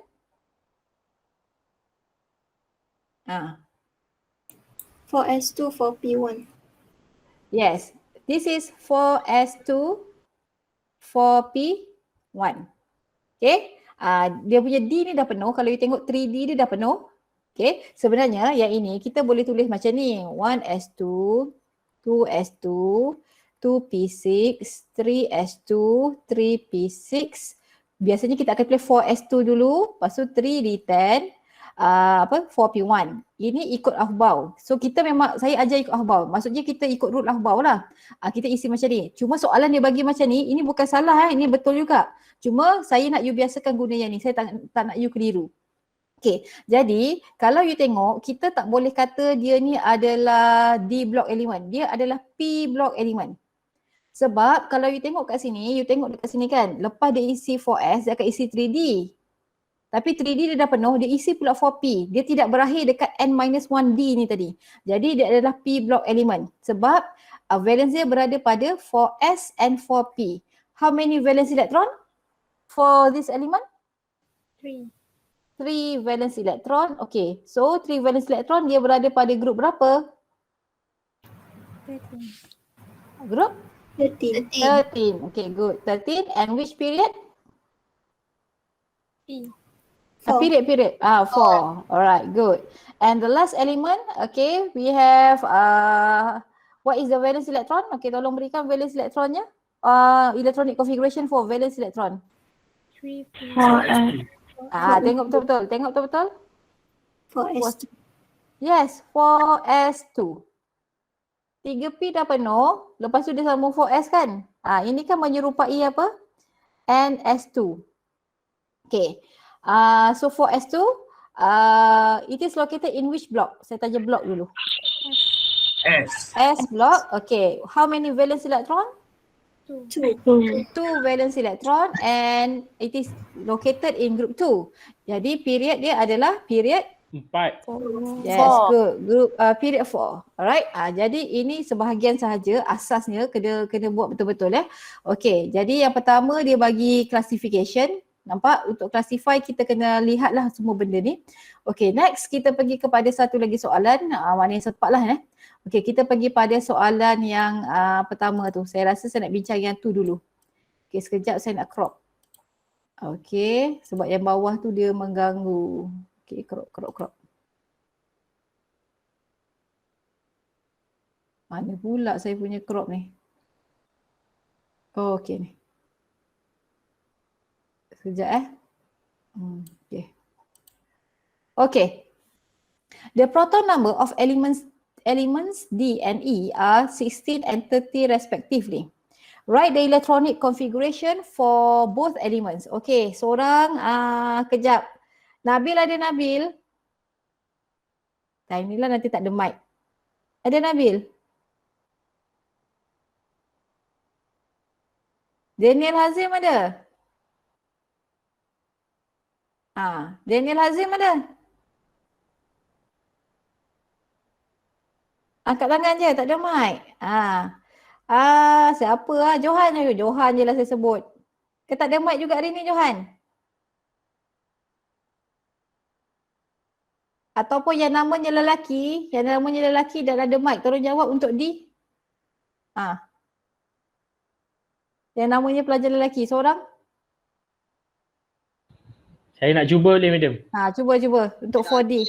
1s2, 1s2, 2s2, 2s2, 2p6, 2p6, 10, 3s2, 3s2, 2, 4, 6, 6, 12, 3p, 3p, 4. 4. Okey. 10, 12, 14. Yang lain ada komen betul ke tak salah? Okay, thank you Ashraf. Betul. Okay, Betul, it is betul. correct. Alright. Okay, how about E? Seorang tolong E. 30, proton number 30. 1s2, 1s2, 2s2, 2s2, 2p6, okay, 3s2, okay, next, 3p6, okay, 4s2, next. 3d10. Okay, good. 3D, 10. So these are the answer for number 1. Okay, how many valence electron for both elements? Saya buat kat sini je lah. Number 2 for D, how many valence electron? Pelajar lain pula. 6. Okay, 6 dekat sini kan. So the answer is 6. And for E? 12. 12. Dekat mana 12 tu? 3D10 dengan 4S2. Yes, good. So 10. Okay, these are the answer. Okay, state the group, period and block for both elements. Alright, okay. For element D. For question 3. D. Okay, saya nak buat macam ni je lah. Group dia apa? Period dia apa? Block dia apa? Okay, seorang? Group dia 16. Group 16. Period Period 3. 3. Block Block P. P. Okay, and for E. E. Medium. Yes? Yang atas tu Saya tersalah tulis mana? E tu. Oh, saya nak tulis 12. Saya tulis 10 pula. 12 Okay, thank you. Okay, thank you. E, group. Group tengok valence. 12. Group 12. Period Period 4. 4 and block. Block D. Block B. Yes, D block, huruf kecil Okay, write out the electronic configuration of elements before D and after E in the periodic table. Yang ini you kena tengok periodic table. Okay, D ni kalau kita tengok dekat periodic table dia adalah apa Dia elemen apa? Siapa yang ada tu ataupun ada device tolonglah bagi respon dekat chat ke apa ke. Sulfur. Sulfur. So dia minta sebelum D. Sebelum D, you tengok sebelum D tu mestilah group 15. Kan? Jadi element before D in the periodic table, dia punya proton number berapa? 15 kan? Betul tak? Betul. Sebab sulfur group 16, dia minta electronic configuration for element D. Element before D in the periodic table. Jadi element before, nak jawab ni kenalah bagi tahu pemeriksa before D in the periodic table.